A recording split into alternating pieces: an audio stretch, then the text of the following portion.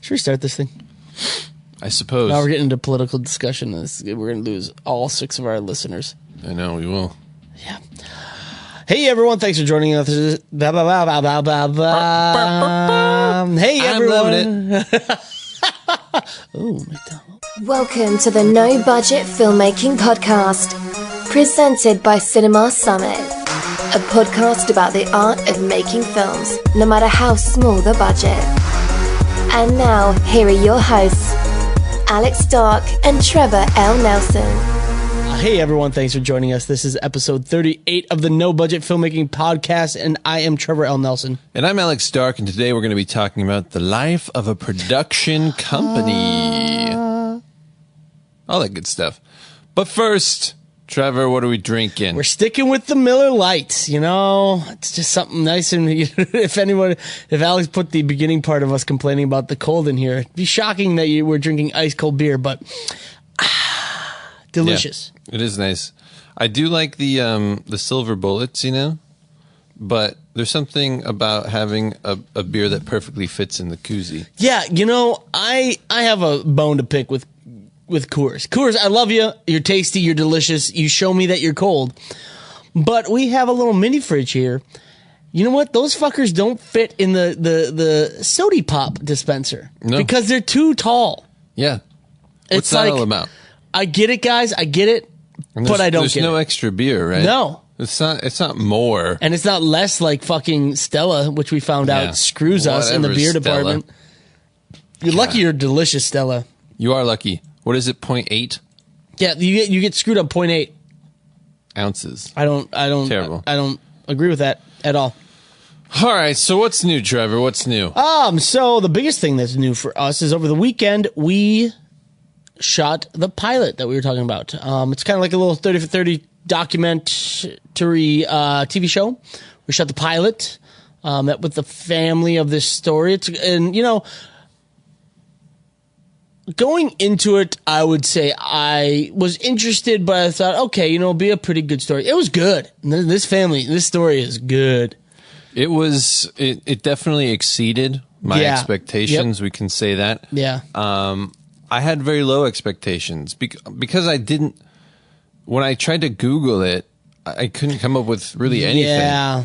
And I didn't know what the story was. I just knew it was like a jet-powered truck. And I was like, okay, that's interesting, I guess. I mean, it's kind of like a niche, like a funky little quirky thing. Yeah. But I don't know how interesting that's going to be. But then the actual story that it goes into with the family and the drama and all that kind of stuff is actually very interesting. Yeah, and I think that was me too. It was like I tried to look it up, and I couldn't find anything about it, which adds to the mystery of it all. Yeah. So, yeah, we shot that 2 days down in Corona del Mar. In the OC, kind of near Tustin. And we did that. That was 2 full days. 2 full days. I think it was like from leaving the house to getting back to the house, it was probably like 14 hours. Yeah. Yeah. And then there was a couple stops in between to pick up some equipment, drop off some equipment. Yeah. Stuff like that. First day was a little bit earlier than the Sunday, but overall, it's a good shoot. Not too hard. I think it looks pretty good. I've been going over the footage, starting to make proxies. So we shot it, and now we're moving on to time to edit. And we shot in 4K, and you know our beast of an editing machine can edit 4K, but you know Premiere just brings and creates proxies when you bring in footage if you have it set up. And you know what? Proxies just make it that much easier. It does. So why are you using... Because we also simultaneously recorded proxies. Yeah. So, well, one is that... Our naming convention was off. And Adobe just has a really nice way to, like... And you can do this later. You can bring in footage and then connect the footage, but you have to go one by one and connect the footage with its proxy. So that you can easily switch between the two, because there's a button that's in Premiere where you hit a button and it'll go between the original and the proxy. Really quick and easy, and makes it seamless. Now you could do that if you've made your proxies outside of Premiere, like with our camera, the V35 or the LT. But the problem becomes is that it just is time consuming. You have to go and individually link every file. Yeah. And so, especially when, you've done them outside and the naming convention is not perfect, you have to go find every file, and that is annoying. Yeah. Super annoying.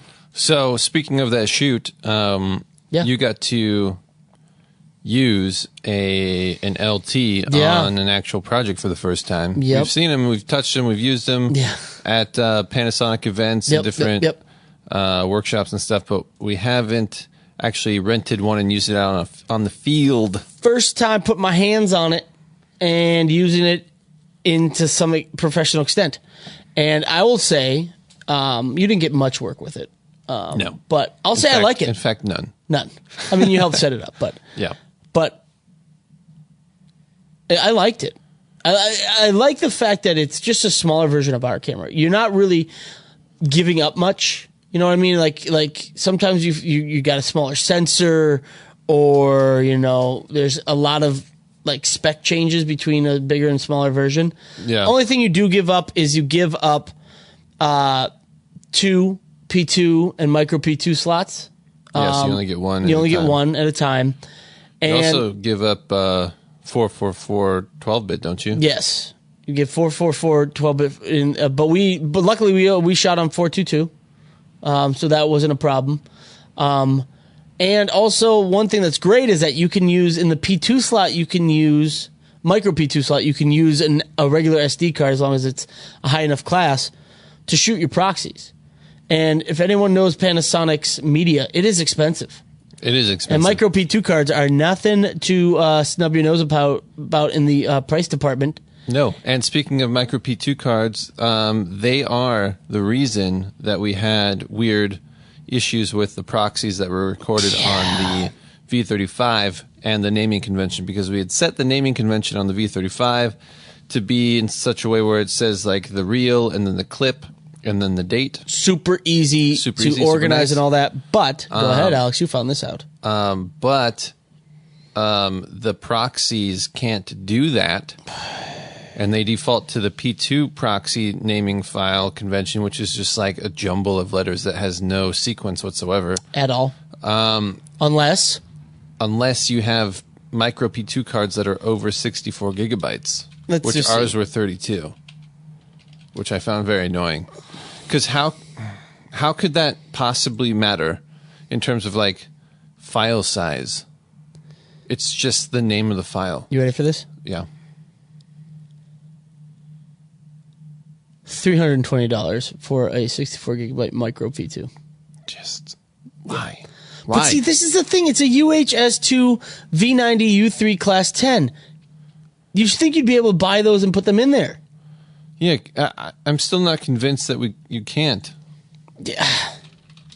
I don't know. We'll have to. They're funky sometimes. I'm checking right now. That stuff. Yeah, I'm going to look later, but it looks like it's just a UHS2 SD card. It does. It looks identical. It looks like it's kind of like how you know how Sony has those like battery chips that doesn't allow you to use like it's a proprietary chip that only goes in their batteries, so you have to use their batteries. Which I think people have hacked. I didn't know that. I just assumed that the actual mount itself was different because every battery has its own special kind of like way of connecting. Yeah, so it says that there's like a firmware software lock on that you can't just use an SD card. You bastards. But can you clone it onto a different card? I don't know. Do you feel me on that? Because that would be tight. That would be super tight. We're going to have to see it. We're going to have to do some searching here because how could you not clone one card to another card if it's the same specs? Yeah, I don't get unless there's it's like the dongles that like Avid used to have where you had to have something connected to your computer.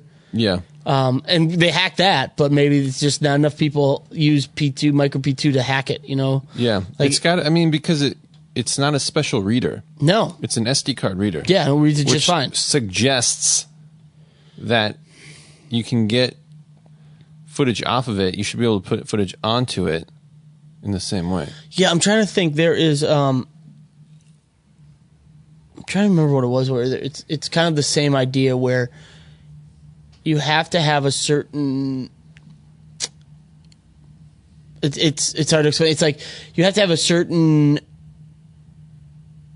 piece of software or something that recognizes. I mean, fucking Keurig, when they released their new Keurig machines, they had something that was trying to do. It was called like a DRM on the pods, so that you couldn't use like off-market pods or your own. Sure. And they hacked that.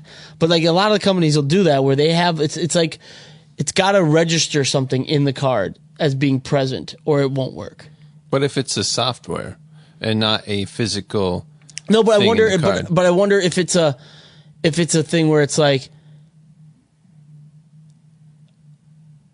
Anything else like a SD card reader ignores it, or it's like maybe another chip in there that it doesn't matter, but the Panasonic requires it for. I'm trying to think of the example. I had this example in my head and I just lost it.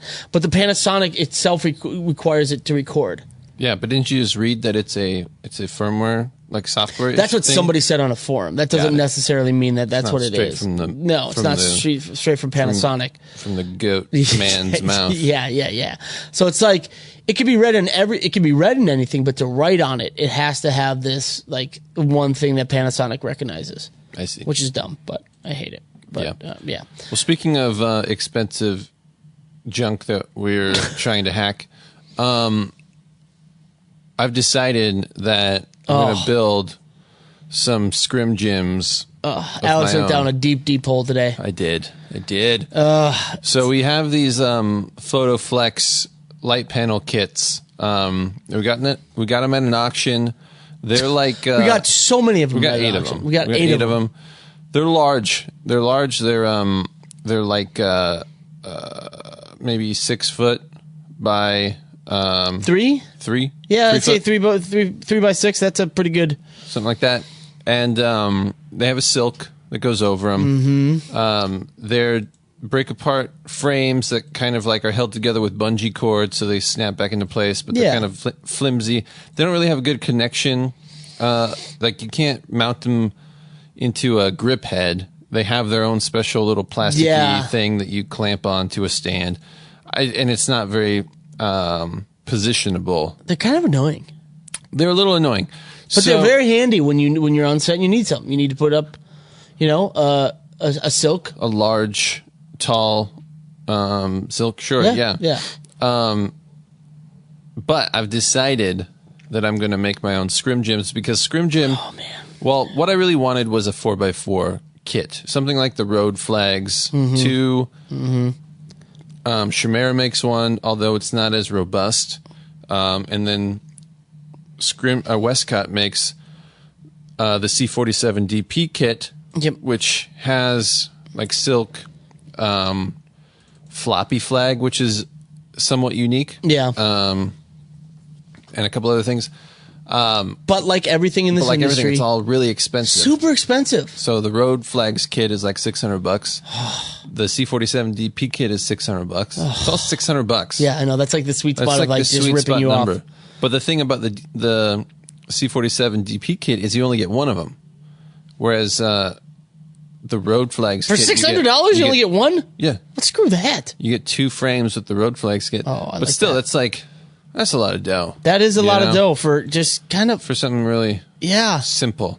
So I went online and I found this source for basically the same exact materials that they used to make them, and I've decided I'm going to make them for a fraction of the cost, and then either save that money, buy the silks and the reflectors and all that kind of stuff and the flags, or perhaps maybe we'll explore the idea of making those as well. Yeah, but if you find the right material. The material is not the part I'm worried about. Oh, really? It's the making it look decent, because it's gonna bug me if it's like ugly. I know. Alex is like, I will do what it takes to save some money as long as it doesn't look stupid. Yeah, if it looks real dumb, I don't want it because then I look real dumb when I show up on set with these homemade janky things. Yeah, I know. I know. We already show up on set with old stuff because we're like, hey, we just saved a lot of money on our car insurance, and so yeah. It's different to show up on set with like old like stands and stuff that look like they've been used, compared to something that looks like your fourth grader made it in like arts and crafts class. You know what I mean? Yeah, I can see that. Slightly different. One is just like, oh yeah, I use this. I work a lot. Maybe that's what it suggests. Or it's like, I got this used. Whatever, no biggie. Versus like, I spent $5 and made this myself, and it might catch on fire. Yeah, that's the biggest thing. We just don't want anything to catch on fire and maim us. Yeah. So anyway, I'm gonna make some of those. Pretty excited about it. Yeah, I mean, you want to tell them what you're gonna do even more? A little one step further. What we're looking at? What was that? Light mat. Oh yeah, so Westcott makes these flexible light panels, LED, and it incorporates with their sort of Scrim Gym type snap together frame to create like a rigid structure for it when needed, and then you can pull it out and use it all flexy if you want. But I also found a source of some LED strips that are high CRI, like 90, 95. Which is pretty nice. That's pretty basic these days. It better be that. If not, it's a POS. And so we could rig those up on a mat and then use the frames to create basically the same exact fixture for, once again, fraction of the price. Fraction. And these are dimmable. Yeah. I mean, not dimmable, but bicolor. Dimmable. Bicolor dimmable. And dimmable. Oh, and dimmable. And so the ones that are out there on there are usually daylight dimmable. Yeah. But this... Bicolor dimmable. And what I'd like to do, so we have some crazy 4x4 LED fixtures. Yep. Which are cool, but they use LED tubes, which is fine. Yeah, they're not bicolor. You have to switch out the tubes to different color temperatures, kind of like Kinos. Yeah. And we only have tungsten and daylight, and you can try to like mix them, I guess. Yeah, if but you can do that kind of stuff. And they're huge. They're big. Enormous. So I would love to create a 4x4 light mat, essentially, and then create a break apart 4x4 frame to stick it in. Yeah. And then put it on a C-stand, and then it's like boom shakalaka. Yeah. Good to go. And not only that, but they're heavy. They're heavy. They're metal frames to support all those pretty tubes. Big with like junior. You need a junior stand. Yeah. That's the other thing. Like with these, you could do it with the C-stand versus a junior stand. Yeah. And it's super light, less heat, less power.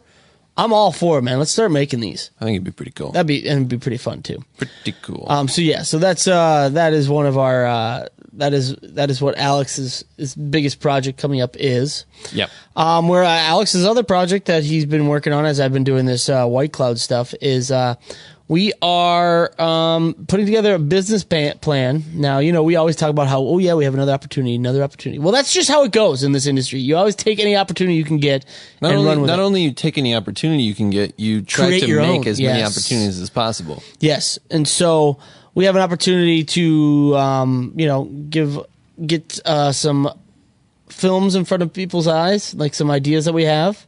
And Alex putting together a business plan of this with like research and numbers and all nerdy stuff, and it looks pretty sweet. So we're going to be sending that out soon, trying to partner with some people to get some money. Yeah, that'd be nice. That'd be nice.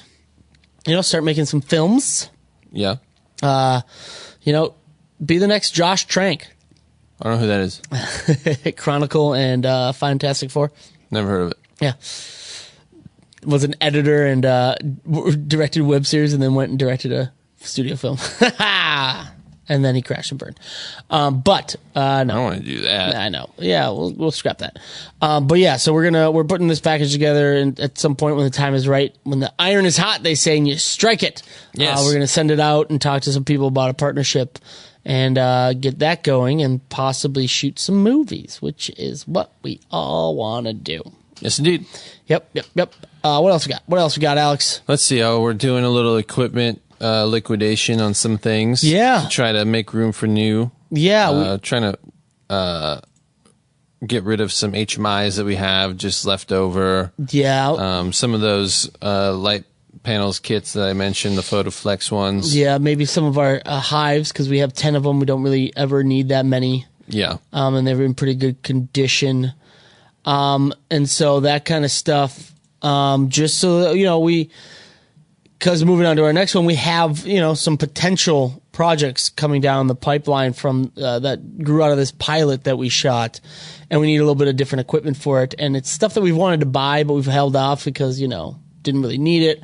But if this comes through, it's kind of one of those things, you gotta buy the stuff so that we can then rent it and make the money back. Mm-hmm. Or else we're renting it from someone else and paying them all of our money. So don't want to do that. Yeah, exactly.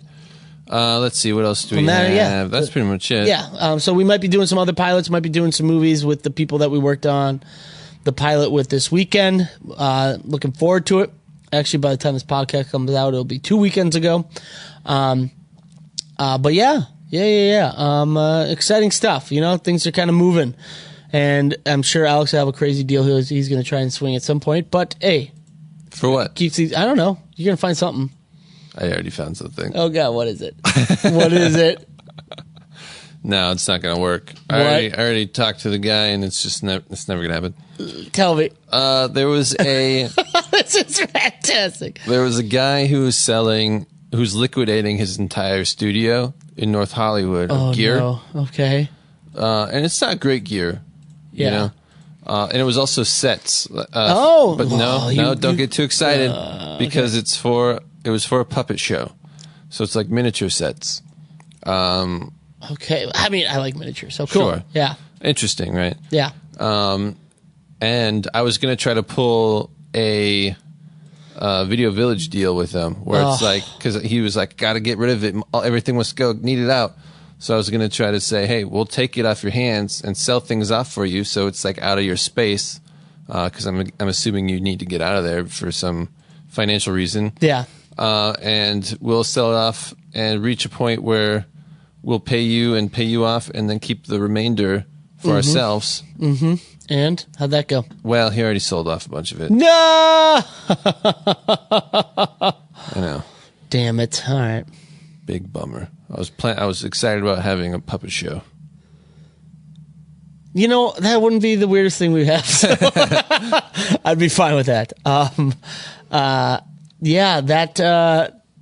Damn it. Yeah, good thing you didn't tell me about that, because I'd be super stoked about that and then just be led up to just more motivators and like big Richardson lights and stuff. Oh, we sold one motivator. I mean, we could. That's true. We could always sell it and maybe liquidate it and see what happens. But yeah, all right. Well, worse things have happened than not getting that. Oh yeah, just another thing we have to worry about. Exactly. Okay. On to the main topic. I think we've filled them in on everything that's going on with us. Yeah, we spent way too much time on ourselves. Holy shit, did we? Stupid stuff that we. Holy shit. Super not important. Yeah. I mean, I would say that was probably a good 20 minutes on just our stuff, and that's not important. And we just droned on because it's not that important, and most of the time we can't even tell you about it because it's a project coming soon. I know. And then it never happens. It's a mystery project. Yeah, exactly. All right, so actually we have our first kind of like topic that was sent in from a listener. That's right. So yay! Thanks, Mitch Fotz. Yeah, this question is for Mitch. Because you are the first person to take an interest in this podcast. Yeah, he messaged us on fearlessfilmmaker.com. Yep. Sent us a message, and he said... What did he say? He said, I'd be interested in hearing what kinds of work your studio does to pay the bills while you work on your short and feature projects, and how this work has changed over the years as you've gotten traction. Well, Mitch, you're in luck, because we have a production company. Yes. And we've had bills we've had to pay over the years. Gosh, and we still do. And we've been making money from our production company. So you are in luck. We have some answers. Some, maybe. I wouldn't say answers, because we kind of like just fumble our way through. Yeah, that's just the story of our life. We kind of fumble and bumble our way through life, and somehow, it's kind of funny. Every time we have a slow, it's really weird. Every time we have a slow time in terms of selling gear and like projects, all of a sudden we get hit with 5 of them at a time. Yeah. Either we get 3 things sold and then 2 projects, or some other way around. It's really weird. We have a really weird way of things always working out for us. We do. I also think I've noticed we have the tendency to get gigs in like the November, December, January region. That's a good point. Because I always, my parents even commented on it over the holiday break. They were like, "Oh, you don't have your computer. You always are doing work over the holiday." And I was like, "Yeah, you're right." And I was like, "Wait a second, how come we don't have?" And then January hit. Then January hit, and we're like, "Oh my god, I have so much stuff." I know, and we do. So we're going to walk you through like the life of a production company. Me and Alex started our production company. You were just looking this up for our business plan. When? In June 21st, 2013. And you know, it's kind of funny. We had a production company. That's when we officially started our production company. In LA. We had our production company, you know, we tell people we had a production company. We had the name Gilded Cinema for a while. But then it hit that we were getting gigs that required us to be an LLC. Yeah. And so that's when we actually founded the LLC. Good to go. We're a legit company. Yeah, we kind of we went back and forth. We actually made the LLC first in Delaware. Yeah. Because we thought that was the thing you were supposed to do. But then shortly realized that wasn't going to work for us because certain gigs required that you were a company in the actual state, which makes sense because it's not like production is like an online company where you can just do it anywhere. Yeah. But so then we dissolved that and then redid it here in LA, in California, on that date. So when we started out, you know, me and Alex were each working different jobs, and it was one of those things where, you know, we had different expertise. Alex was a shooter first, DP first. I was a director, editor first, and all that. But we basically had the same idea of what we wanted to do and all that. So that's why we formed a production company. But then we realized we needed money because we wanted to buy stuff. Yep, that's pretty much right. And so it was kind of one of those things is like as freelancers, before we had our production company, everything that we did freelance would go to our pockets. Yeah. You know, and it was pretty slim, I would say. I mean, it was like, you know, the typical freelancer deal where you spend 2 weeks trying to find a gig. You get a gig that lasts for 2 days, and then you spend another week to find another job. And it's just like, you know, this weird juggling of your time and trying to get gigs and do gigs. And it's just like kind of a strange thing. Yeah, it is. I mean, even now, it's still, freelancing is a strange thing. Yeah, it's worrisome if it's all you've got. Yeah. That's for sure. Yeah. And so what we did is we, you know, we both went to USC. I had a connection with working at USC with people. And so we started off with our production company doing some demos for free. You know, I had talked to people I had worked with before, and I said, hey, you know, if you're looking for video work, and they're like, yeah. I remember we did a demo for my old job where it was kind of like the heads-up display that you see in Iron Man in the Iron Man suit in the visor, but this was more interactive where we were like I was touching imaginary stuff and swiping things off the screen and all that. If you can't see Trevor, which you can't, he's doing it here in the studio. Yeah, that's. I'm just. Yeah, wow. Yeah, I'm just trying to amp myself up. But so we did that for free and sent it off to some people. Did a lot of demos, small animations, whiteboard animations, and all that for free in hopes of drumming up business. And we got some gigs out of that. We got some smaller gigs, and we also at one point we sent mailers. So we had the idea that, we knew people at USC, we knew who to talk to because that's the people we talked to at USC. So we sent out little postcards. I mean, we went hardcore. We sent out postcards with all the work we had done, for Larry and stuff like that, and like on our own, still shots of it. And we put them in envelopes and we wax sealed them with our logo. That's right. And we sent them to all the different schools at USC. And the reason we did that is because, people like getting mail when it's not junk mail. Yep. And a postcard seems like junk mail immediately. But when it's in an envelope, it doesn't. And if it's in an envelope with a wax seal, it especially doesn't. Yeah. Even though it is. Even though it looks like it's an invitation. And what that invitation is to give us money to do something. Correct. And so we sent those mailers to the same people in all the other departments at USC as well as other colleges. And so I would recommend, if you are, Mitch, if you're in an area where there's some schools there, even if they're small schools, universities, high schools, not even just schools, but companies. Yeah. Go to them and either give send a mailer to them, or just walk in and talk to them and say, hey, who here can I talk to about possibly, doing some video work for you. We also recommend going on, just find local companies, not big conglomerates, but like mom and pop shops or maybe like small chain restaurants in your area, and check out their website and see if they have any videos, see if they have a YouTube presence. If not, that's something you can go to them and say, hey, I can do videos for you for relatively cheap. Or even better, if they have videos already and they're outdated. Or they're really bad. And this might be where you have to do a demo for free, and then they'll give you business. Yeah, plus one thing, like Trevor was saying, I've been doing this business plan with all this info and data and stuff. I think that stuff is very important, especially when you're talking with business people. And so I think it's good to come into places like that with information about why it's important to have good video. Yep. Because, as we all know from social media and people's attention span and just what works the best, video is one of the best things to get people's attention. And so having videos that are good is actually very important for companies. And so it's just a matter of convincing them of that, letting them know the facts, and displaying your talents to them so that you're the guy they go to for that. Yeah. Yeah. And one of the people that we got some work from at USC said, there was other companies she could contact, but she liked us. She liked hanging out with us, talking with us. So she knew that when she had to do I think we did a 1-week video shoot with her, plus the edit, she knew that she was going to enjoy hanging out with us during the day. It wasn't going to be, fun. It wasn't going to be dry, annoying having to go back and forth between, the revisions and, feeling like we're annoyed or like we're mean or we're grumpy or whatever. It's like, no. Yep.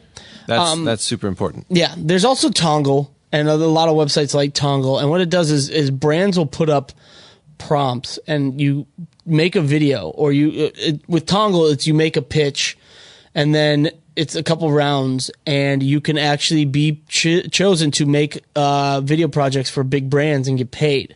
And that's one way to do it, but it's cutthroat, and you kind of have to do the video before it's going to get picked and you get money, which sucks. Yeah, and actually, I don't know. We never got anything from Tongle because we only actually applied to like maybe 3 of them.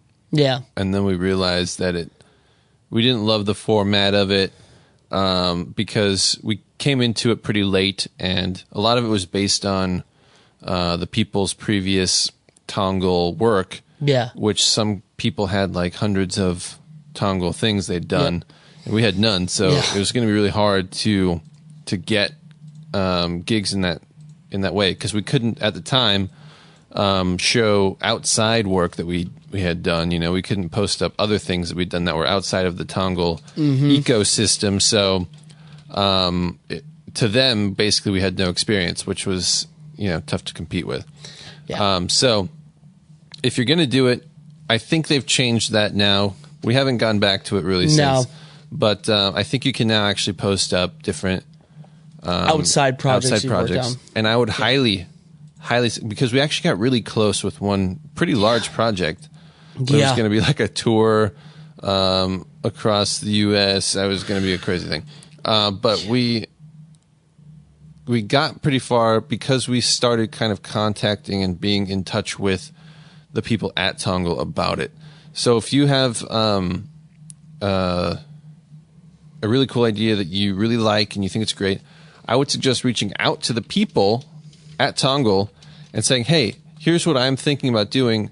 I want some advice on this little aspect or whatever. Just sort of like open the gates so that they know who you are, A.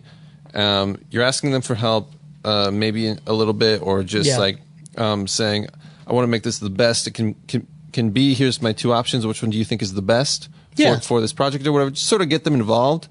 That way, if it comes down to it, they might remember yours more or have the ability to sort of like say, yeah, I think these guys look pretty good to the clients or whatever. And it just might give you that little extra oomph. Yep. And then we also, this is, when you're starting small, you don't have much to show people what you can do. And so we took less money to start shooting cooler things that would really look good on a reel, because we knew the reel would sell us for bigger clients and bigger projects. So we shot a bunch of stuff. Some stuff we shot for free. Some stuff we shot spec commercials and stuff like that. Just knowing that it'll look good and get us those bigger clients and those bigger paydays. And then that helped us build up our reel, and we had a pretty solid reel when we were showing it around, and people kind of liked what we were doing and what we had done. So that's another thing to do when you are starting out your production company and trying to get clients to get a little bit of money for either living monies or buying monies. Yeah, and one of those things, I'll tell you, was for The Rock, which, I mean, of course you can't pass that up no matter what they're paying. But this was like the very first YouTube video for The Rock. So they didn't really have a budget for it, but the mastermind behind the whole thing wanted to try to make it as epic as possible. So they wanted to use all sorts of, equipment and have like a big crew or whatever. And like no one was really, we got $300 total for the shoot. Yeah. With all of our equipment. With all of our equipment that would have normally, cost several $1,000s. Yep. But we did it for the experience, to have it on a reel, and it led to other projects with that company, Studio 71, and it also, I'm sure, has led to other things as well, because just having that on the reel has been killer. When you see a reel with The Rock on it, and everyone knows who The Rock is, and it definitely helps you out. And then also we did small one-off gigs. We did like Alex said, we did The Rock for $300, but we also did like small little editing jobs for $200. Some editing jobs here for $3 or $4. Alex did some VFX and some coloring for some monies. That's right. I have one coloring gig on my IMDb. It was for a short film, and I mean, I just literally did it for like the couple $100 that I was, because at the time, definitely needed that. It was like I hadn't colored anything before. Yeah. And it was, I just stepped out of my comfort zone because I needed the extra money, and it was like, all right, let's try this. I feel like that when you're first starting out and you're freelancing, you try to like cast a super wide net, and you see what comes in. And sometimes it's crazy things. Sometimes you get a job to do some 3D VFX for a multi-billion-dollar conglomerate. It doesn't work out. That's true. That's true. That happened to me. Yep. But it was, I mean, yeah, who knows? Who knows what that was all about? But there was a lot to that. And then also another thing when you're starting off to make some money is to rentals. With ShareGrid now, rentals are so much easier. Mitch, I know you had mentioned that you just bought a Panasonic Eva 1. Congratulations. Welcome to the family. Nice. Welcome to the family. And you have, you have two, you have some primes and you have a Cinema Zoom. And so, rent those out, put those out there. You're not going to be filming every weekend. People rarely are. And the worst thing you can do is spend a lot of money on equipment and just let it sit there and not make you money. So start putting it up on ShareGrid. We've had nothing but good experiences on ShareGrid. Every time there's been an issue, it gets solved. And our equipment makes us money when we're not filming, and it's great. And that's how you can make money to buy more stuff. Yeah, exactly. And I think I think it can be scary when it's your only thing. Yeah. Man. And having the possibility of having it being rented out when all of a sudden a gig pops up and you need to shoot with it, and you would get paid way more for this gig than you would for the rental. So that's kind of like a scary thing. So maybe start small and rent things that you have duplicates of or that you don't use as much. So like if you find that you're not using the Zoom as much as you are the primes or whatever, rent the Zoom out. Yeah. just sort of start small and go from there. And like as you make a little bit money from it, set it aside, and then you can buy more gear and then rent that out and all that kind of stuff. And so that's kind of how we have managed to sort of build up our equipment list, and as well it kind of helps pay for our studio space in general. But I think having the extra gear that you don't use all the time, while causing extra problems like needing more space to put it, will help in the rental department, because then it becomes a lot easier. Because, you know, if all of a sudden someone rented 3 of our lights, if we only had a 3-light kit, we would be screwed if a shoot came up, but we have many more lights than that. So, you know, it's just like spreading it out so it's a little bit safer. Well, also, and you know, not that this is ideal, but it will take away some of the apprehension you'd have to renting out your stuff. You know, put your stuff up there. If it gets rented out, you know, you can always rent somebody else's, and maybe you won't have as much money from the shoot as you did before, but, you know, more often than not, you're not going to be needing that piece of equipment you rented out. And if all of a sudden you get a last minute gig, rather than say, well, I don't have my equipment, go rent a piece of equipment to replace the one that you rented out. Yeah, if for not less. For less, yeah. So you're still making some money. And if you have to rent it for the same amount that you rented yours out, well, then you're breaking even, but you're getting a gig that you wouldn't have been able to. Yeah, that's true. And you're making a rental connection. Yep. Because, I mean, we have people that are repeat renters. They come back and rent usually the same thing over and over again from us, and sometimes they rent more. So having that connection is pretty good. Yeah, yeah. So that's how we started. That's how we started our production company making money. It wasn't a lot. I'll also add with the rental thing. Starting out as a shooter, when I didn't have a lot of stuff on my reel and I was younger, and all my friends were younger too. I mean, I don't know if it would work the same now if I was like just getting into it, but I feel like I got a lot of the opportunities that I got because I was the guy with the gear. Yeah. And so people would come to me and say, hey, do you want to gaff this project, or do you want to shoot this project?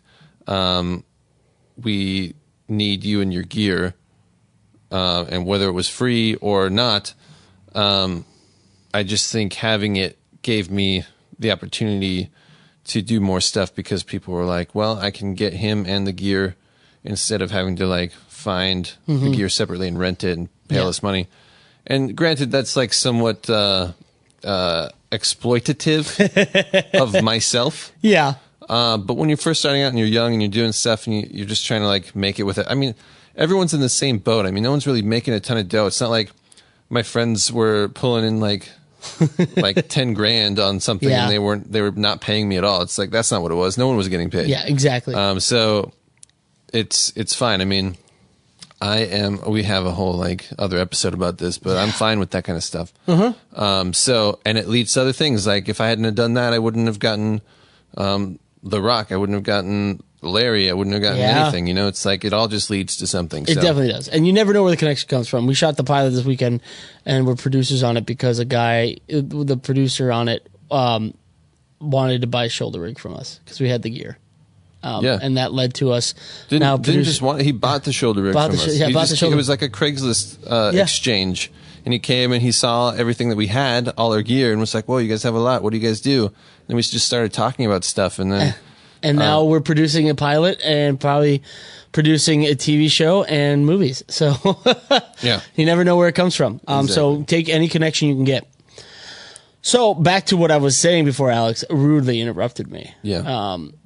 And what I was saying is that's kind of how we started small. Oh, by the way, I was waiting for that asshole. It's like, he's going to do it again. I just know it. Waiting for the joke.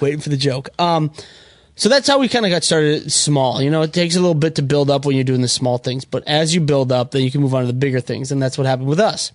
So by doing all that stuff and having a reel and knowing that we did outside projects, even from Larry, working at Aura, we got outside gigs.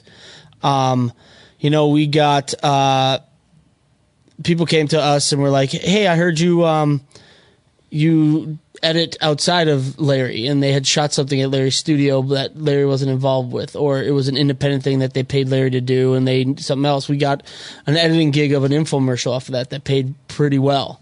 Yeah. The USC gigs blew up because we were able to show them that we had, experience working within the USC system in terms of invoicing and, making sure we were an approved vendor through USC. And we got a huge gig from USC, and that paid for, gobs of equipment for us. Yeah. And money to us. And also we got large one-off gigs, where it was just these big gigs that were just one-time video. It wasn't an ongoing thing. It was just somebody that we had worked with on one of our projects led us to another project, and all of a sudden we were doing these giant edits. I would like to say we're still in the schmedium section right now.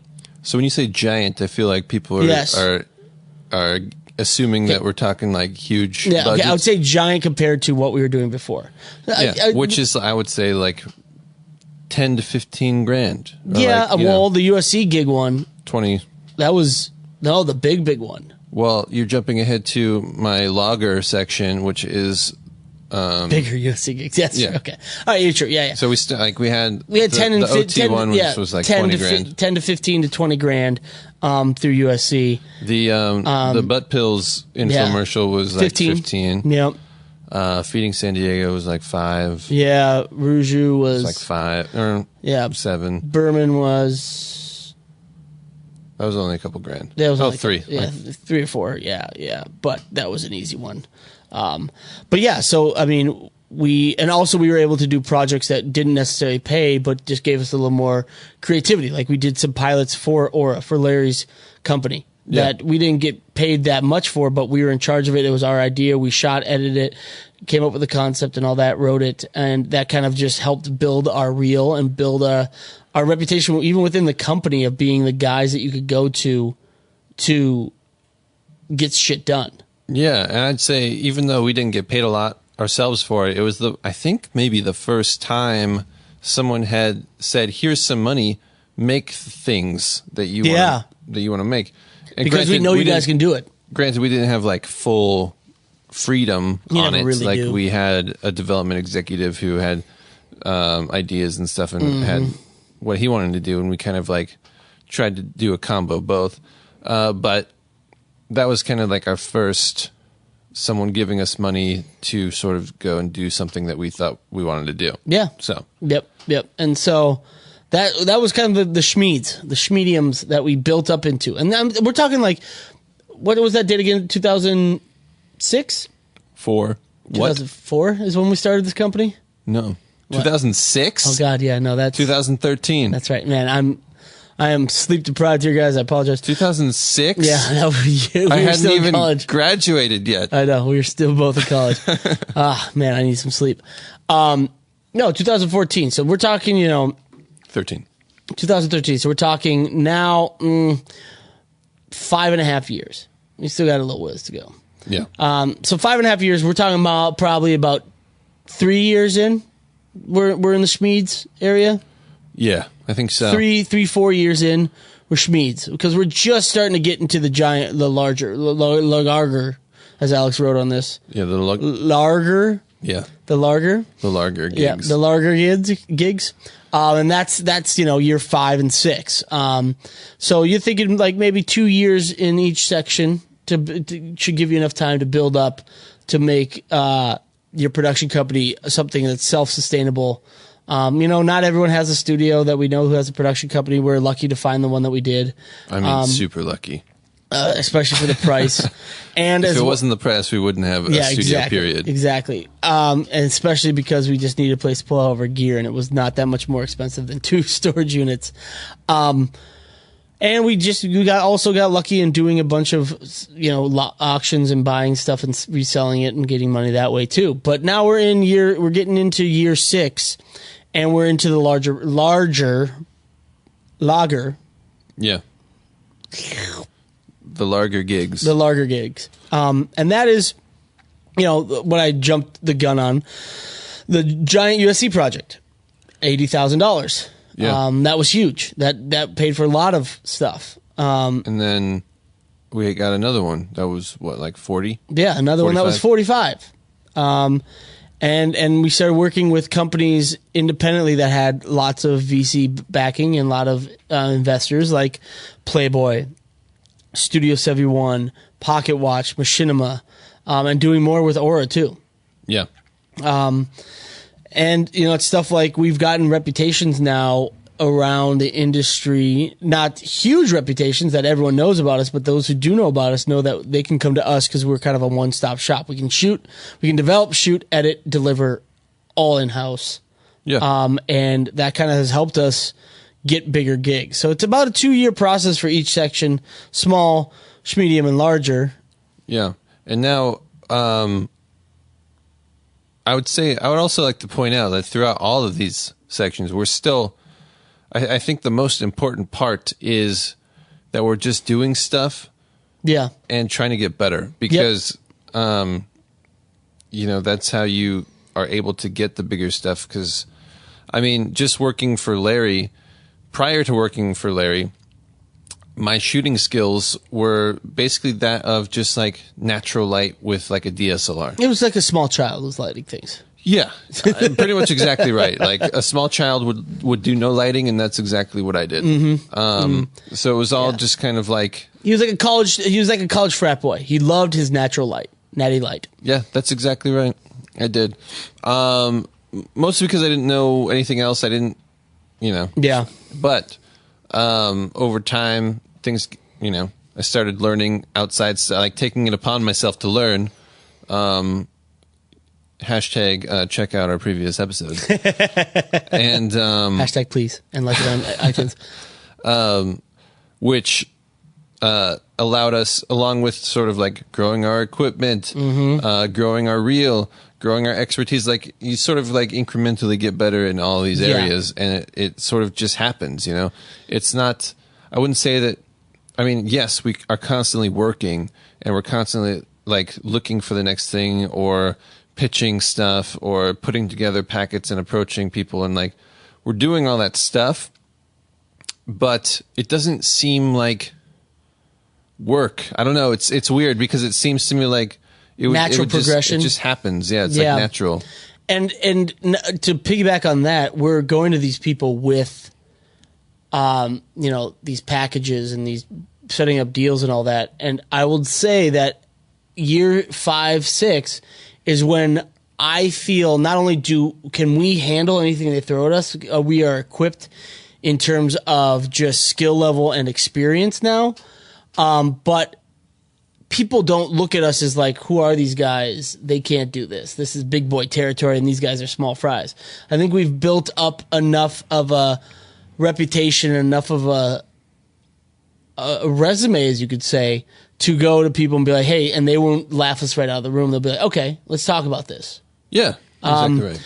And that's like the thing. Like now we're moving on the bigger things, like the pilot that we shot. This is what we're going to be aiming for: a 10-episode pilot, a 10-episode series, season 1 that we're going to try and get on, cable TV, and have legit budgets and crew and all that. And I feel that it's not overwhelming at all because we've worked up to this. Yeah, and I think it's one of those things where, and we've talked about this before too, as you're going along, you're always like, oh, I want it now, I want it now, I want it now. But looking back, now that we are where we are, looking back several years ago, we weren't ready. Yeah. We wouldn't have been able to really do it to the best quality. And even now, we'll be able to say that 10 years from now as well. Yeah. And it just will never end. I feel like we'll always get better and hopefully, just constantly be growing. But like, it's just great. I honestly look back, and if like someone brought a TV pilot to us 3 years ago, I don't think it would have been great. No. It's kind of funny. I just read something. You know who Joe Cornish is? Is he the guy that invests in hens? For it. Yeah, I knew it was coming. Knew there was going to be some kind of Cornish game hen joke in there. Never fails. He never fails, guys. He's predictable. He is the guy who did Attack the Block Remember that movie? Aliens in the Apartments. Quite good. Yep. So that was his debut, and that was 6 years ago, and he's just coming out with his next movie now. Yeah, what's it called? It's the kid who would be king. It's like that King Arthur take. My God. Yeah, which people say is great. It's a great family film. Awesome, all that. What a strange path he's gone. He said that that's a movie he's wanted to do since he was like 6. So that's cool. I'll give more power to him. Sure. But everyone was wondering why he didn't do like progress himself, and because there was rumors that he was offered when J.J. Abrams left Star Trek to go and do Star Wars. Yeah. That he was in line to do Star Trek, and he actually turned it down because he said he didn't think he was ready to do a giant blockbuster because he saw too many times these directors that would do nice little auteur films like Attack the Block or indie sci-fi movies like that, and then they jump into a bigger project and just flame out and fail and come out battered and bruised. And I feel that, but Attack the Block was like pretty intense. It had VFX. Yeah. It had like celebrities. Yeah. Well, I mean, who is a celebrity? They're celebrities now. You don't think what's his face from Hot Fuzz, Shaun of the Dead was a celebrity? Was he in that? It's been so long since I've seen Attack the Block. It's not Simon Pegg, but the other guy. Oh, that's right. Yeah, I mean, yeah, that's true. But at the same time, I mean, you get celebrities in movies because they're just looking for a paycheck sometimes. Right, but I'm just saying he's worked with celebrities in that movie. The production design, I mean, like effects, it's like all there. It's just to a higher degree. But I get it. I would be freaked out. But look at like on a tentpole, it's like Colin Trevorrow. Got to maintain a franchise that has like expectations with fans and stuff. I mean, that's the pressure to me. Colin Trevorrow worked with stars during Safety Not Guaranteed. Had VFX at the end, and then he went to Borderline. I mean, the end. Did you see it? It's the end. The end, like what I liked. It wasn't super effects heavy, but it was enough at the end that it was like, okay. Yeah, but if you look at those effects, I mean, those were like 1995 After Effects effects. those weren't like True. CG monster interacting with real. Like the effects in Attack the Block were like real effects. and CGI creatures. And character design and I mean, it was like real deal stuff. But so he just said that he wasn't ready, and like they thought he was ready. Yeah. But he dug deep down and said, I'm not ready.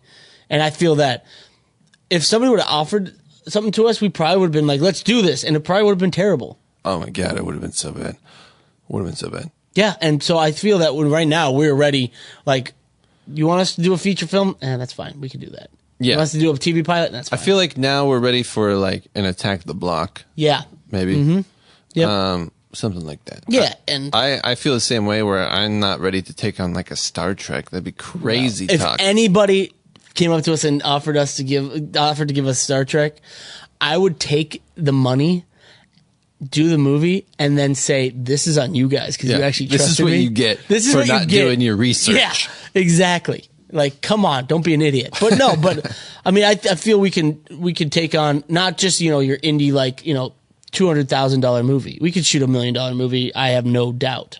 Yeah. Without a problem. Easy. And so that's kind of it. And, so Mitch, I'm sorry if we went all off on tangents here. With the original question is, what kind of work your studio does to pay the bills. But we just kind of took you through the progression of the evolution of Gilded Cinema. Yeah. We started small. We started doing, local stuff. We started doing, we knew somebody, YouTube kid wanted to do a video for $200. We did that.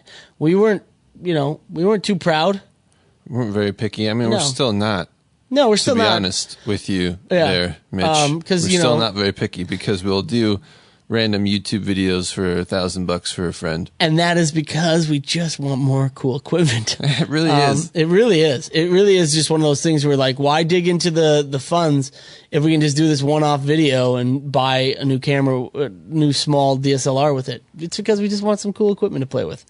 But that's how we did it. We just kind of started small, built our way up. And I would recommend, you said that you have a little work in VFX, a little experience with VFX and stuff like that. But I would definitely say like stuff like that, VFX, motion graphics, title design and editing is something you can do at home and on the weekend, that's a lot easier because it's on your own pace.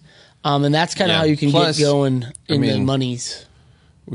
I looked up the other day the price that or the amount that trailer editors get on films. It's like stupid expensive. It's crazy. Don't eat just get. like we're talking multiple hundreds of thousands of dollars for one trailer. Now I know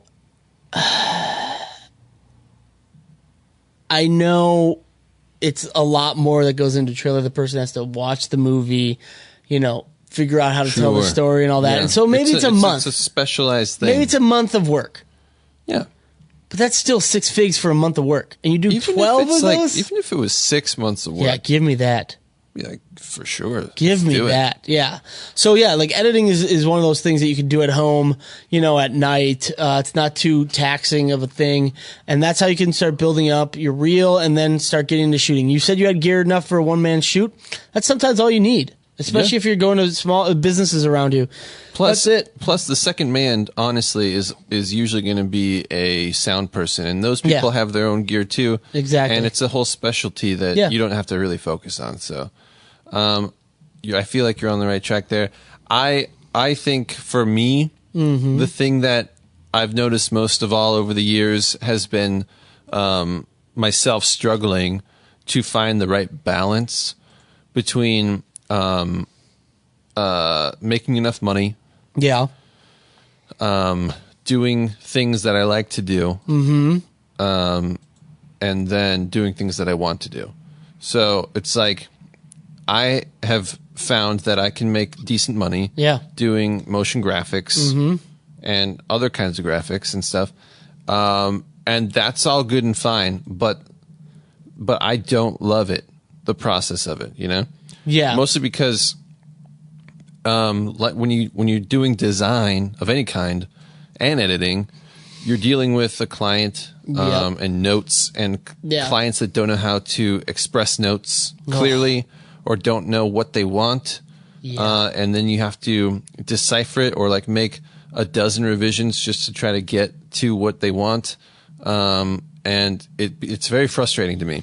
And I've never liked it, but it has been. I love doing graphics and effects and stuff for my own stuff, but it's never been something that I love doing for clients and for money for that reason. Yeah. So for me, I've always tried to limit that and pull it out of like my back pocket, have it in my back pocket for when I need it. And I think it's good to have a few of those things. Yeah. Where you can just say, "Oh man. We haven't had something in a little while. I think it's time for me to sort of spread my wings a little bit and get back out there and do some stuff." And I think it's good to have a few different skills that you can fall back on like that. And then sometimes, I go back to the who's the guy who directed National Treasure? John Turteltaub, where he said that, some people said, "How do you get up, in the morning every 6 a.m.?" He said, "You know what? Some days I just tell myself they're paying you a lot of money to do this." And so while, But that's hard. That's harder when they're not paying you a lot of money to do it. But what I was going to say is that sometimes you just have to suck it up and do the gigs you don't want to do to pay the bills. Yeah. Sometimes you have to take a gig. Like me and Alex go back and forth in this all the time. It's like, "Oh man, we have to, I'm like, "Oh man, this would be pretty sweet if we can get this thing." He's like, "I really don't want to do it." I'm like, "I don't want to do it either, but look at how much it's going to pay us and how easy it is." And then what I usually do is I just dangle like a new piece of equipment in front of Alex. Like, "Then we could buy this." And he's like, "Oh yeah, then we could." Yeah. "Oh yeah." And I'm like, "Oh man, let's do it right now." Yeah, exactly. And so you just got to remember that sometimes you're going to do gigs that you don't want to do or that don't really challenge you creatively. But at the end of the day, you got to pay those bills, and if you want to build up your equipment list, you gotta get that money. Yeah. But that being said, like you're back to your main question of how do you pay the bills while you work on your shorts and features? I think the reason I am adverse to these things is because I feel like if it's not needed or like super important, it takes away from the trajectory of our ideal path, which Yeah. is to make the things that we want to be making. Because things like, for example, there was a project that came up. I submitted to it. It was like a random job board posting, and I ended up getting it partly probably because I actually ended up knowing the guy, and it was for $1,000. And it was for a project called Berman's World. Okay. And sure. Okay. Yeah. So it was a 2-day shoot, Yep. which is fine. Yeah. And then In our studio, so it wasn't In our like we had to studio. go somewhere and set up. We had all of our equipment here. yeah.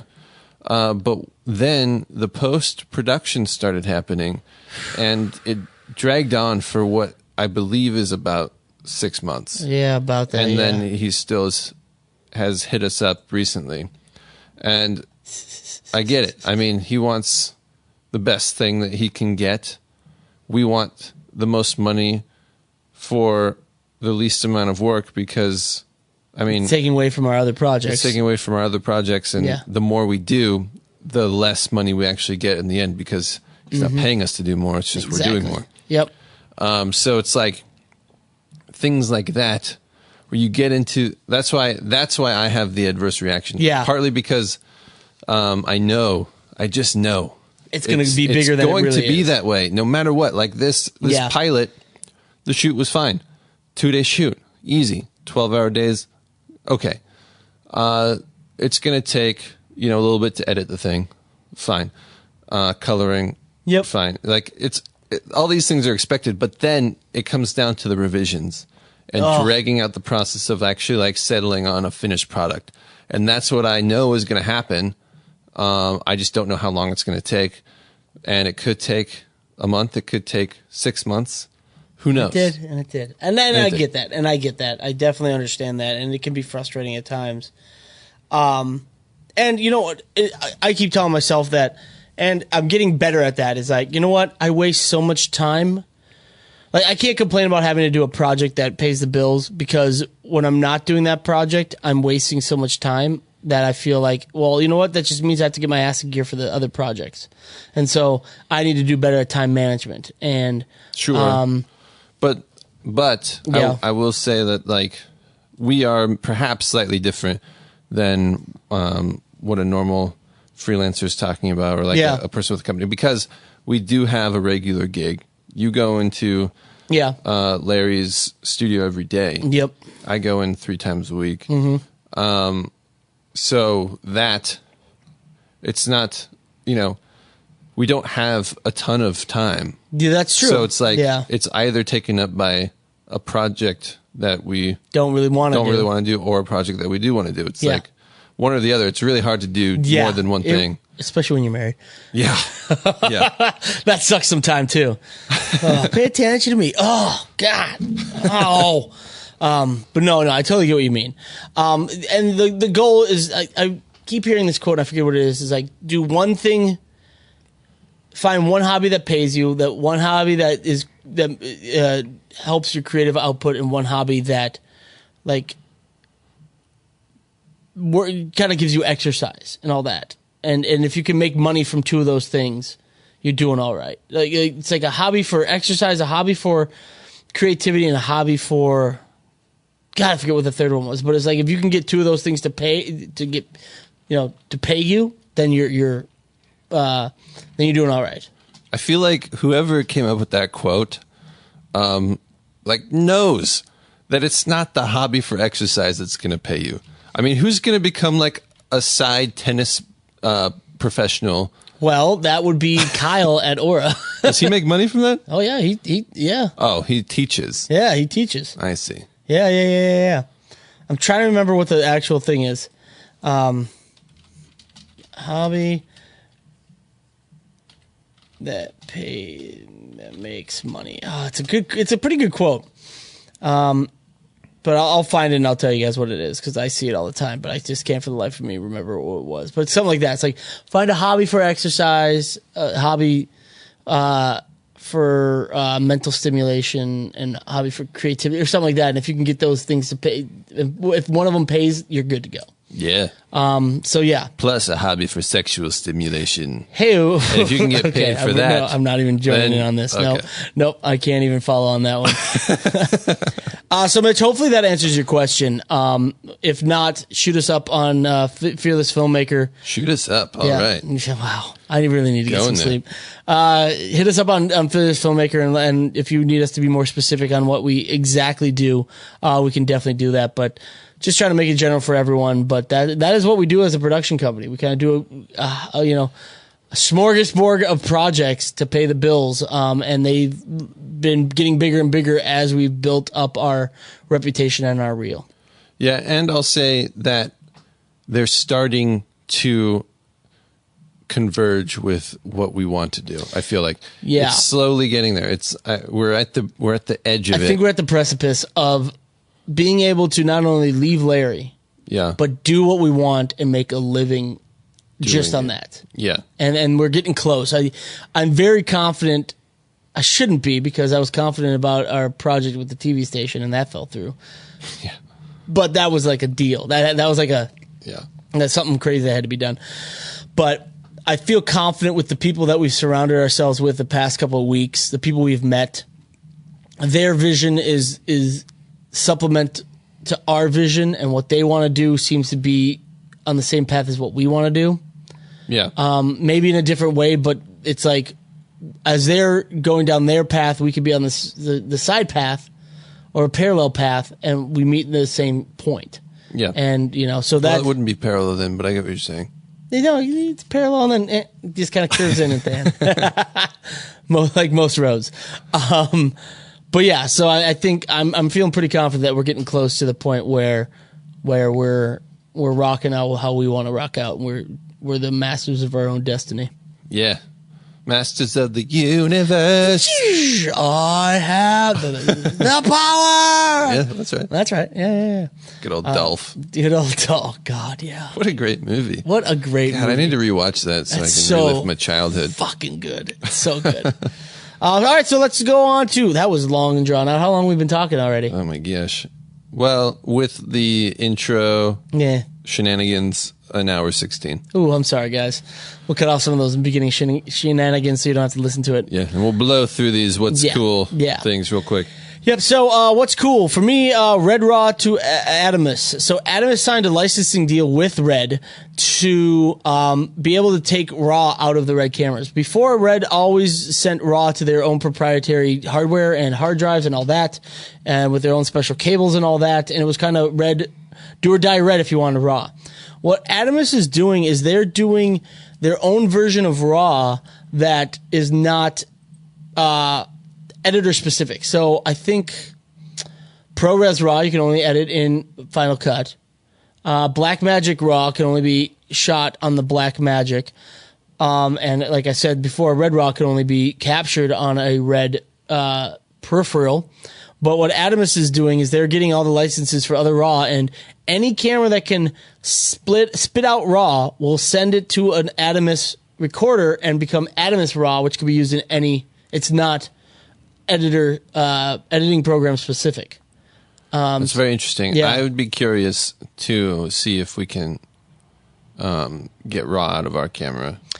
I don't know. I think once again it's almost like the micro P2s where it has to recognize that the approved thing is connected to it to push out RAW. Maybe, but if you recall that that special meeting we had at the Panasonic offices, the guy with a smile on his face kind of said, "I don't know, but wink, wink, probably, maybe you could get RAW out of the SDI." Okay, that would be sick. For those who don't know, the V35 can only use the codecs recorder to get RAW out of the camera. It's not even. It's a specific recorder just for the V35, and it's expensive as shit. It's like $30,000, and the media is like $5,000 a piece. Exactly. Plus, you need a special reader. Yeah. That's another $10,000 or something. Yeah, so it's crazy expensive to get RAW out of the V35. But if this can work for the V35, sign me up. I'll buy one. Yep. What do you got? The Punisher on Netflix is said to have a third season on the way, which is kind of cool. I mean, I don't know how they swung that with the whole everything Marvel getting canceled on Netflix. Yeah, but that's just know. what the executive producer said. We'll see if it actually happens. The second season just went live on Netflix not too long ago. I started it, and I enjoy it quite a bit. I enjoy the old Bernthal. Oh, I love him. That's my John Bernthal That's impression. pretty good, man. Is that pre or post zombie in Walking Dead?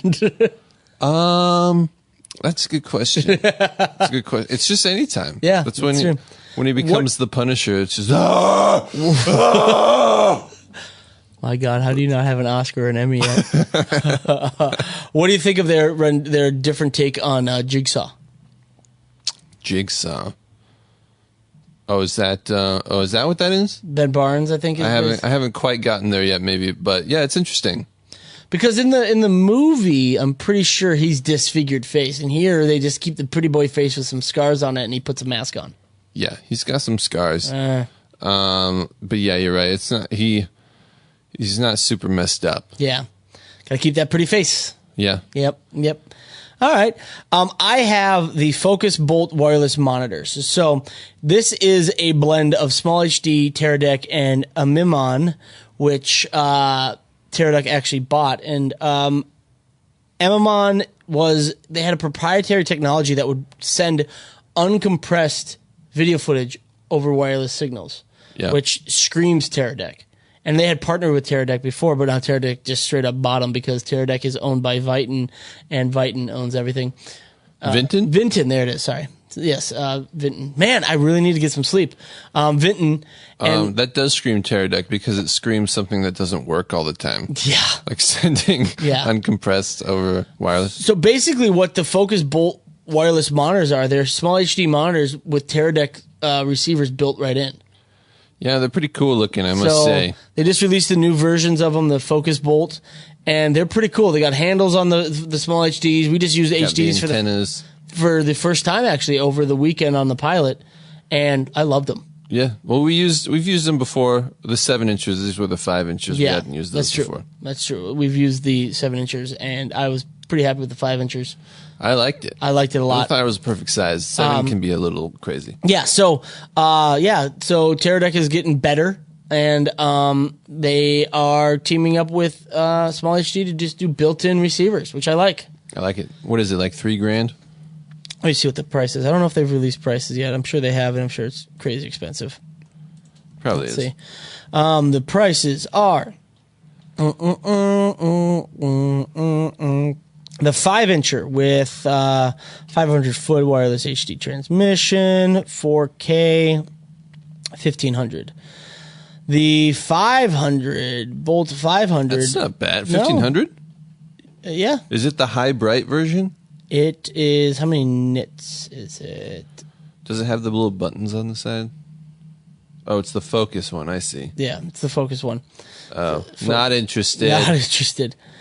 The Bolt Sidekick is the 5-incher with, doesn't give you nits, but that one is 21,900. That one's 5-incher. See the big picture right there with the big monitor. I think that's a 7-inch 703 monitor. Okay, yeah. That's the one right there. That's what we want. That's your jam. That's the jam. Yeah. So these are the newest ones are the 500, the TX, the RX, and the Bolt Sidekick. So, yeah, those are cool just because simply they're gonna freaking hopefully work better than Teradek's work on their own. The 703 Bolt. That is what you're looking for. 703 Bolt. Yep. And that one is $4,000. Yes, that is correct. Which, I mean, not bad. Crazy, but yeah. If you think about buying a separate wireless system, that doesn't include. That's only the receiver. Transmitter. Doesn't include the transmitter. That is correct. So that's a little crazy, but hey, whatever. Yeah, whatever. Looks cool. I'll take it. It's probably cool. Yeah. Good answer. All right, what else we got here? Another Netflix announcement. Uh-huh. In early development. Okay. Resident Evil live action TV show. Man, they have just beaten this Resident Evil thing into the ground. Oh yeah, to death. I mean, but it's highly popular, which is crazy. I thought after maybe like the second one, it would have gone downhill, but yeah, no. Is Mila in this one too? I don't think so. Oh, I don't think not she is. interested. No. But I don't know. I think if they do what they've been doing with the Marvel stuff and sort of like revamp it and try to make it a little bit cooler and yeah, like, I don't know. I think it could be interesting because yeah. I like the Resident Evil franchise as a whole, like the concept, the game, and all that kind of stuff. I think they went a little loony with some of the movies. Yeah. But I feel like if they keep it a little bit more grounded,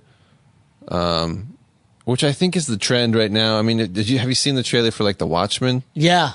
Same type of deal. It's like a little bit more grounded. Yeah, exactly. I think it could be interesting. Yeah, I mean, they're just about to release the reboot, the remake of Resident Evil 2, the video game. And so I think they're jumping on that bandwagon because everyone's so excited for that. So it's like, oh, well, I guess people want more Resident Evil. Mm-hmm. So we'll see. I'll definitely check it out because it's on Netflix. So I'm not gonna say no. I don't have to pay anything more for it. So maybe, yeah, I'll check it out. I'm sure Mila will make an appearance at some point. Probably. All right, I got is this even worth mentioning? Because if anybody is listening to this, they know that there's going to be a Ghostbusters sequel. Yeah. It's going to disregard the one with the women. Yeah. Well, will it, or will it just be? It's not. It's going to be like it never existed. Never existed. They're not going to acknowledge it even a tiny bit. Nope. Interesting. Because it's going to take place in the timeline of Ghostbusters 2.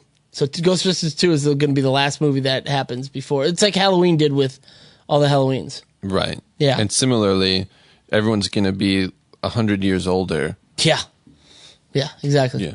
So we'll see if the original cast comes back. But Jason Reitman. Obviously not Harold Ramis, rest in peace. And is Ivan Reitman still alive? I don't know. He directed the first one. I don't know. I don't know. But yeah, so his son. Oh, Rick Moranis should come back though. Oh my God! Come out of retirement, Rick. Come on, this would be amazing. But yeah, so Jason Reitman is directing. He's been developing it in secret over the past couple of years, and it's about kids. So it's kind of like a Stranger Things meets Ghostbusters. It sounds like. Yeah. So we'll see. I'm a big Ghostbusters fan. We'll see. We'll see. Yep. Oh, what else you got? Let's see. I saw that Adobe has acquired another company called Allegorithmic, which creates a product called Substance, which is a 3D texturing software that has been used primarily for games, I think, and other post-production type things, but now, I don't know why, though, Adobe has acquired this. It's still kind of a mystery to me because Adobe doesn't have a 3D program like you've mentioned. They have Element 3D, which works in After Effects, but that's like an outside product that isn't, could go away at any moment if Andrew Kramer decided to stop making it. Yeah. And then... I don't know. That's it. Adobe has a crazy business model these days. They bought what we were just talking about. They bought a like an automated marketing company. When was it? 2 years ago? Yeah. For like $4.5 billion. 2015, I think. For $4.5 billion or something like that. No, was it? Yeah, it was like maybe 2017. To like battle Salesforce. So it's like Adobe. What are you doing? Stay in your lane. But I guess you have the money. Do it up, man. Yeah. But that is crazy. I don't know why. I think they got to be. That's right. Adobe does have a 3D modeling software called Dimension. Oh my God, it's so obscure. But it's like for product. It's like for creating product shots and stuff, like pack shots, I think. But yeah, it started out as Project Felix.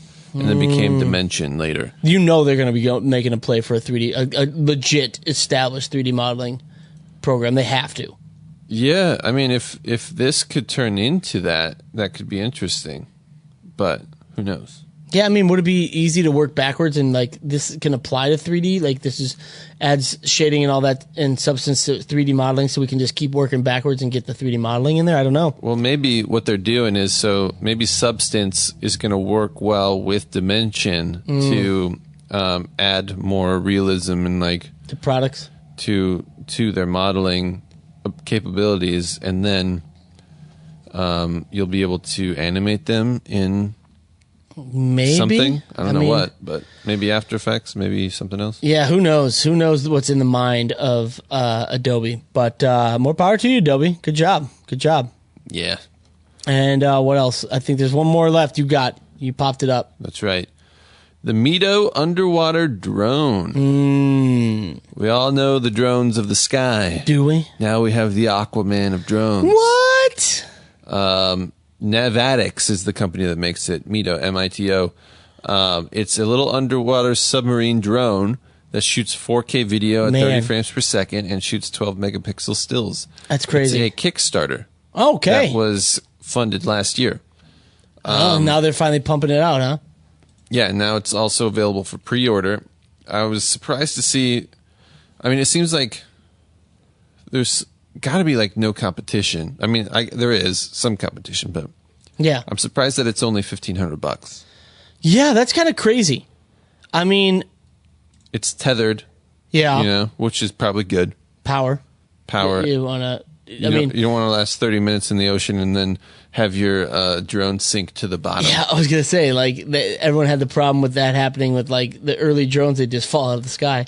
Yeah. But this just sinks to the bottom of the ocean. Exactly, and you're like, no. Actually, it's only $1,200 for pre-sale. Not bad. It's not bad. So yeah, it stores 64 gigabytes on micro SD. Let's see. You can go a maximum depth of 135 feet. That's crazy. And it's got LED lights, so if you get down to where it's dark. Yeah. That's crazy. Let's see. 4 hours runtime. Equipped with a solar panel to extend the duration. 1080 HD, 30 frames per second live video within 1,600 feet. Yeah. That's crazy. Bad. That's not bad at all. Pretty cool. And they have an app on both iOS and Android. Oh my God, they came out with an app on Android at the same time as iOS?